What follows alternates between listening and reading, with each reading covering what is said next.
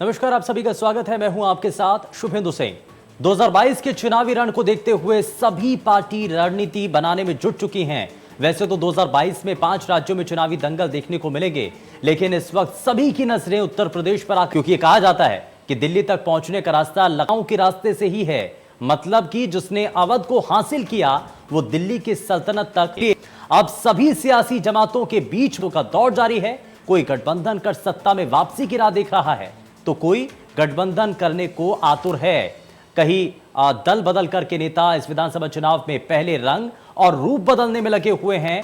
तो क्या है यूपी में सियासी हलचल और कैसे हर रोज यहां सियासी समीकरण साधने की कोशिश हो रही है, बताएंगे हम अपने खास पॉलिटिकल शो 22 का अग्निपथ में। बने रहिए हमारे साथ।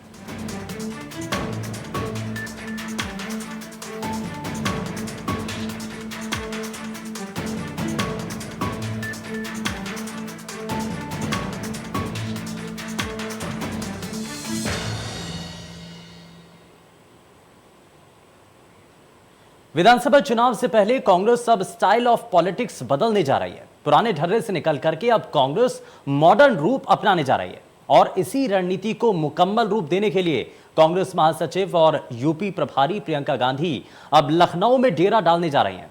कांग्रेस अपने कार्यकर्ताओं को यह संदेश देना चाहती है कि चुनावी रण में आलाकमान के सभी बड़े नेता आपको अपने पास मिलेंगे। मतलब कि एजेंडा साफ है कि अब आलाकमान और दोनों मिलकर सत्ता तक पहुंचने की तैयारी कर रहे हैं।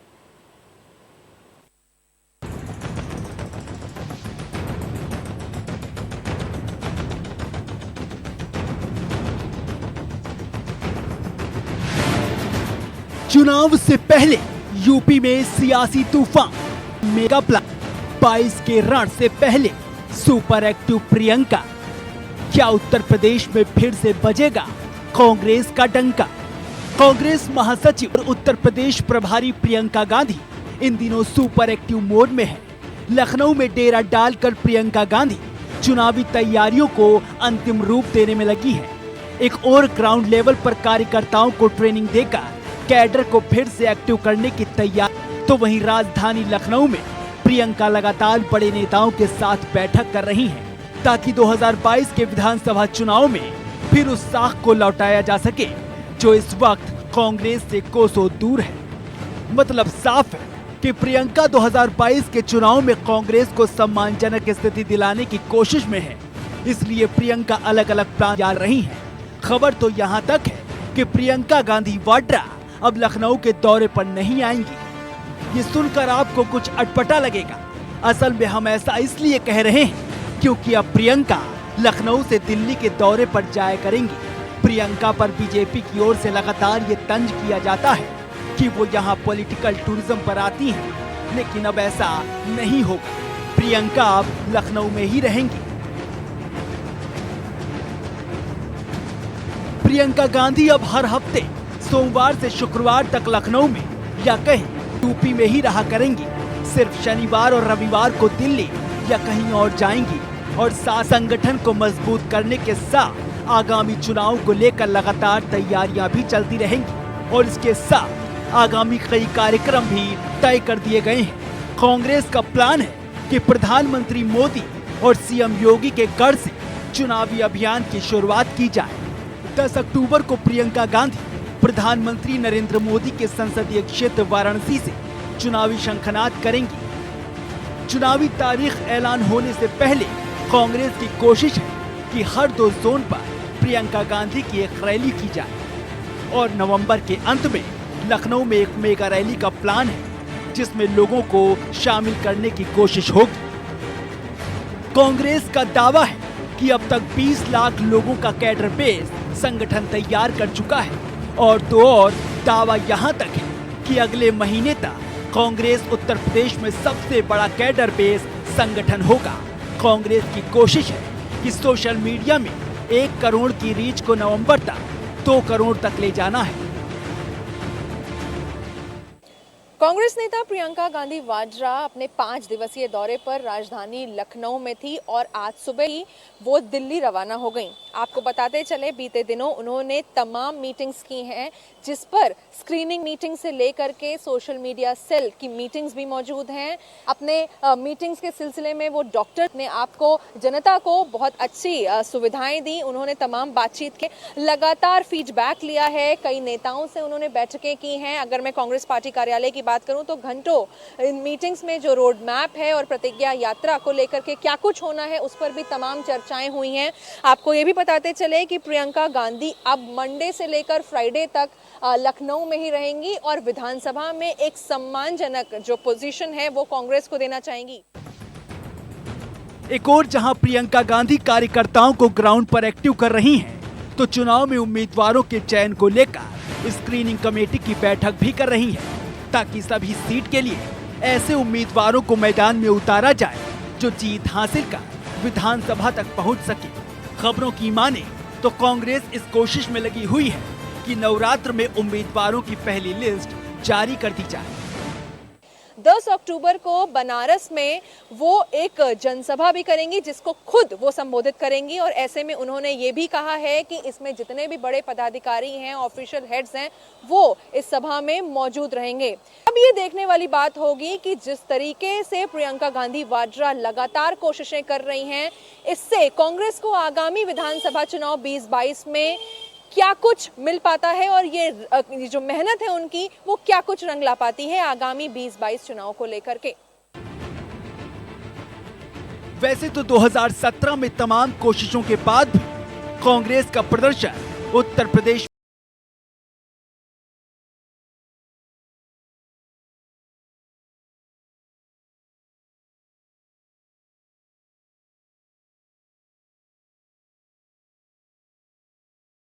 विधानसभा चुनाव भी प्रियंका गांधी के लिए एक टेस्ट है, क्योंकि लोकसभा चुनाव में कांग्रेस प्रियंका गांधी के नेतृत्व में ही चुनाव लड़ी थी और इस विधानसभा चुनाव का जिम्मा भी प्रियंका के कंधे पर है। अब देखना होगा कि क्या प्रियंका की रणनीति में उत्तर प्रदेश में कांग्रेस का डंका बजेगा। Bureau report, India news, Uttar Pradesh, Uttarakhand. विधानसभा चुनाव से पहले नेताओं ने अब दल बदलना शुरू कर दिया है। पूर्व विधायक और सांसद अलग अलग पार्टियों में जाकर चुनाव लड़ने की तैयारी कर रहे हैं। दल बदल के तहत ही कई नेताओं ने समाजवादी पार्टी की शरण ली है और अब इन्हीं नेताओं के दम पर अखिलेश यादव सत्ता में वापसी की हुंकार भी भर रहे हैं।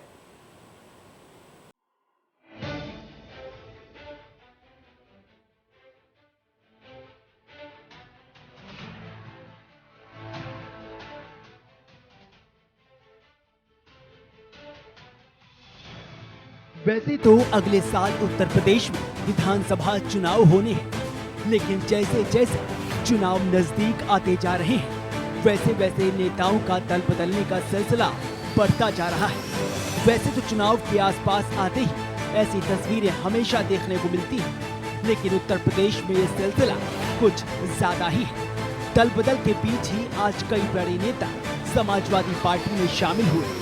पूर्व कांग्रेस विधायक विनोद चतुर्वेदी सपा में शामिल हुए। जेपी धनखड़ अपनी पार्टी के साथ सपा में शामिल हुए। पूर्व विधायक कांग्रेस गयादीन अनुरागी ने सपा का दामन थामा।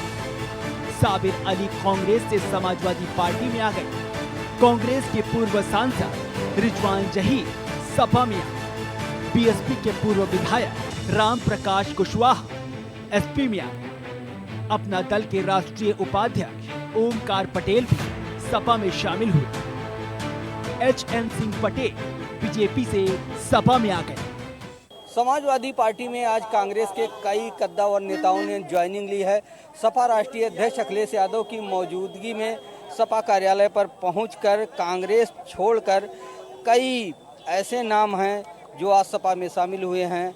उसमें हैं रिजवान जहीर, जो पूर्व में सांसद और विधायक रह चुके हैं, उनकी पुत्री भी आज सपा में शामिल हुई हैं। साथ ही बुंदेलखंड के कई ऐसे नेता हैं जो आज सपा में शामिल हुए हैं, जिसमें सबसे बड़ा नाम है गयादीन अनुरागी, जो कांग्रेस के उपाध्यक्ष भी रह चुके हैं पार्टी के और पूर्व विधायक भी रहे हैं। साथ ही महोबा से भी कई लोगों ने पार्टी ज्वाइन की है। इस मौके पर अखिलेश यादव ने कहा कि प्रदेश में कानून व्यवस्था बदहाल हो चुकी है, जनता महंगाई और भ्रष्टाचार से परेशान है। समाजवादी पार्टी उत्तर प्रदेश विधानसभा चुनाव को लेकर तैयारियों में जुटी हुई है। पार्टी सड़क से लेकर सोशल मीडिया पर महाजंग की तैयारी में है और तैयारी के तहत बड़े बड़े नेताओं, पूर्व विधायक और पूर्व सांसदों को पार्टी में शामिल किया जा रहा है। सपा कार्यालय में आज भी तमाम बड़े नेताओं ने साइकिल की सवारी के लिए सपा की सदस्यता ली। इस मौके पर अखिलेश यादव भी मौजूद रहे। सभी जो आज समाजवादी पार्टी में शामिल हो रहे हैं, मैं अपनी तरफ से, पार्टी की तरफ से उन सभी लोगों का बहुत बहुत स्वागत करता हूं। इस लड़ाई में, इस संघर्ष में आप साथ देने आए हैं। ये केवल समाजवादी पार्टी की लड़ाई नहीं है, ये देश की लड़ाई होने जा रही है। ये संविधान बचाने की लड़ाई है और जिस रास्ते पर भारतीय जनता पार्टी चल रही है, इस रास्ते पर न किसान का भला है, न व्यापारी का भला है, न नौजवानों का कोई सपना पूरा हो रहा है, न रोजगार का इंतजाम है। जितने भी अधिकार हमें संविधान से मिले, बाबा साहब भीमराव अम्बेडकर जी ने संविधान में जितने भी अधिकार दिए हैं, आज एक एक अधिकार को छीनने का काम भारतीय जनता पार्टी कर रही है। इसलिए लड़ाई देश की और संविधान बचाने की। इसके साथ ही अखिलेश ने योगी सरकार पर निशाना साधा है। अखिलेश यादव का कहना है कि योगी सरकार के 4 साल में कुछ भी काम नहीं हुआ, बल्कि इन 4 सालों में सिर्फ बयानबाजी की गई है। इतना झूठ कोई पार्टी नहीं बोल सकती जितना भारतीय जनता पार्टी झूठ बोल रही है। हम जितने लोग यहाँ बैठे हैं, सबको पता है महंगाई है, सबको पता है बेरोजगारी है, सबको पता है कि अन्याय हो रहा है। लेकिन कमाल की भारतीय जनता पार्टी है, उसे पता ही नहीं है कि महंगाई हो रही है। भारतीय जनता पार्टी को पता ही नहीं है डीजल महंगा हो गया। भारतीय जनता पार्टी को पता ही नहीं है पेट्रोल महंगा है। भारतीय जनता पार्टी को यही नहीं पता है कि खाद महंगी हो गई है, डीएपी महंगी हो गई, आज फसल की कीमत नहीं मिल रही, गन्ने का अभी भी बकाया है। भारतीय जनता पार्टी को यह भी नहीं पता है कि बिजली का बिल भी आज ज्यादा किसानों को, व्यापारियों को देना पड़ रहा है। और जिस तरह का व्यवहार हो रहा है, आज हर वर्ग के लोग अपमानित हो रहे हैं। उत्तर प्रदेश विधानसभा चुनाव से पहले अखिलेश यादव के चाचा शिवपाल यादव भी समाजवादी पार्टी के साथ गठबंधन करने के मूड में हैं। प्रगतिशील समाजवादी पार्टी लोहिया के संस्थापक शिवपाल यादव ने गठबंधन पर फैसला करने के लिए अपने भतीजे अखिलेश यादव को 11 अक्टूबर तक का समय दिया है। इसके अलावा AIMIM प्रमुख असदुद्दीन ओवैसी भी संभावित गठबंधन को लेकर शिवपाल यादव के साथ बातचीत कर रहे हैं। मतलब कि जहां एक नेता दल बदल कर रहे हैं, वहीं गठबंधन को लेकर भी सुगबुगाहट तेज है। अब देखना दिलचस्प होगा कि जब अखिलेश सभी पार्टियों का विलय समाजवादी पार्टी में कर रहे हैं, तब क्या भतीजा चाचा को अपनाएंगे। Bureau report, India news, Uttar Pradesh, Uttarakhand. और वहीं 10 महीने से किसान पूरे देश में आंदोलन कर सरकार के लिए चुनौती पेश कर रहे हैं। अलग अलग राज्यों के साथ किसान दिल्ली बॉर्डर पर डटे हुए हैं और यूपी चुनाव को लेकर के बीजेपी को चेतावनी दे रहे हैं। लेकिन इस बीच सुप्रीम कोर्ट किसान आंदोलन पर सख्त टिप्पणी इस दौरान की गई और आंदोलन को लेकर किसानों का आईना दिखाया गया है। क्या कहा है, आगे आप देखिए। हाईवे क्यों जाम, लोग क्यों हो रहे परेशान? सुप्रीम फटकार से ही निकलेगा समाधान। आंदोलन को लेकर सुप्रीम कोर्ट की चेतावनी। मूल अधिकारों पर नहीं चलेगी किसी की मनमानी। किसान आंदोलन देश के कई हिस्सों में जारी है, लेकिन दिल्ली के बॉर्डर पर चल रहे नॉन स्टॉप आंदोलन के बीच देश की सर्वोच्च अदालत ने किसान आंदोलन पर सख्त टिप्पणी की है। कोर्ट ने किसान आंदोलन पर यहां तक कहा कि समस्याओं का समाधान न्यायिक मंच, विरोध प्रदर्शनों या संसद में बहस के जरिए किया जा सकता है, लेकिन हाईवे को कैसे बाधित किया जा सकता है और ये हमेशा के लिए किया जा रहा है। आखिर ये कब खत्म होगा? दरअसल जंतर मंतर पर किसानों ने सत्याग्रह करने की इजाजत मांगी थी।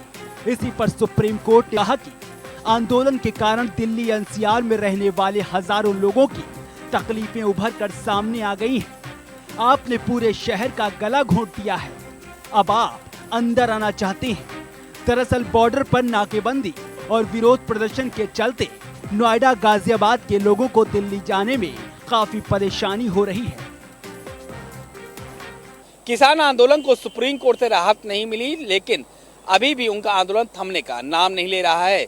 4 बड़े रैली की जाएगी उत्तर प्रदेश में और उन जिले हैं कन्नौज, गाजीपुर, सीतापुर, हरदोई। इन सब जगह जाएंगे किसान और बताएंगे कि आखिर आंदोलन क्यों हो रहा है। तो वहीं सुप्रीम कोर्ट में एक हेयरिंग के दौरान सुप्रीम कोर्ट ने ये कहा कि क्या शहर का गला घोट दिया जाए, क्या आपको इजाज़त है इस तरीके के आंदोलन से। उन्होंने ये भी कहा कि आपको आंदोलन करने की इजाज़त ज़रूर है, लेकिन जिस तरीके से आप आंदोलन कर रहे हैं वैसा आंदोलन नहीं हो सकता। और उसके साथ ही ये भी घोषणा कर दी गई है कि किसान आंदोलन उत्तर प्रदेश में कई जगह किया जाएगा। तो अब देखना ये होगा कि किसान किस तरीके से आम जनता को अपने पक्ष में लाते हैं। और जब 4 तारीख को एक बार फिर सुप्रीम कोर्ट में इस बात की हेयरिंग होती है तो उसमें कोर्ट का रुख क्या होता है और क्या जवाब आता है किसानों की तरफ से। वहीं इस मामले पर किसान नेता का कहना है कि हम नहीं बल्कि पुलिस हाईवे को बंद कर रही है। किसान नेता बार बार इस बात पर जोर दे रहे हैं कि नाकाबंदी पुलिस बैरिकेड की वजह से है। हाईवे रोक रखे, हाईवे पुलिस ने ब्लॉक कर रखे, हमने नहीं कर रखे। सिंघू बॉर्डर पे भी गाड़ियां अंदर तक चल रही है। अगर आगे के बॉर्डर हटा दें तो गाड़ियां आगे निकल जाएगी। वहां से गांव से होकर गाड़ियां जाती है तो आगे निकल जाएगी। हमें भी हो रही परेशानी, सड़क तो चलने के लिए आओ, वो रोक देंगे तो हम अपना दिल्ली चले जाएंगे। आगे सरकार हमारे से बातचीत कर ले, इस मामले का समाधान करे, ये चाह रहे हैं हम।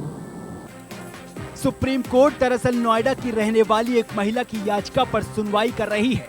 उन्होंने याचिका में कहा था कि पहले उन्हें दिल्ली पहुंचने में 20 मिनट लगता था, लेकिन किसान आंदोलन की वजह से अब उन्हें 2 घंटे लगते हैं। ये किसान आंदोलन नहीं, ये पूरी तरह से राजनीति से प्रेरित आंदोलन है। इस आंदोलन के पीछे विपक्षी दल शामिल हैं और इसका खुलासा खुद कांग्रेस के एक विधायक ने जो पंजाब से हैं उन्होंने कर दिया था। उन्होंने बताया कि किस तरह से विपक्ष इस पूरे आंदोलन के पीछे है, किस तरह से इस आंदोलन में देश विरोधी नारे लगाए गए, किस तरह से इस आंदोलन में कई तरह की ऐसी घटनाएं हुई जो किसी आंदोलन में देखने को नहीं मिली।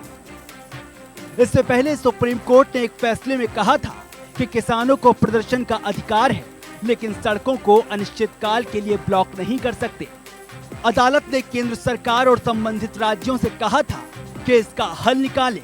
अदालत ने केंद्र और संबंधित राज्यों से कहा था कि वो किसानों के प्रदर्शन से एनसीआर में रहने वाले लोगों को आने जाने में जो परेशानी हो रही है उसका निराकरण निकाले। अब सुप्रीम कोर्ट ने अगली सुनवाई के लिए 4 अक्टूबर की तारीख तय कर दी है, लेकिन इस बीच उत्तर प्रदेश में किसान फिर महापंचायत का प्लान कर रहे हैं। 2 अक्टूबर को किसान कन्नौज में शक्ति प्रदर्शन की तैयारी कर रहे हैं।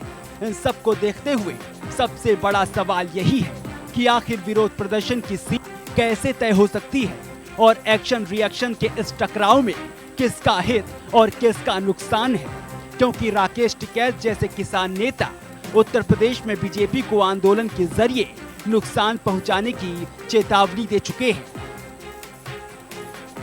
संवाददाता खुर्रम निजामी के साथ इंडिया न्यूज, उत्तर प्रदेश, उत्तराखंड। पेशकश में फिलहाल के लिए बस उतना ही। नमस्कार।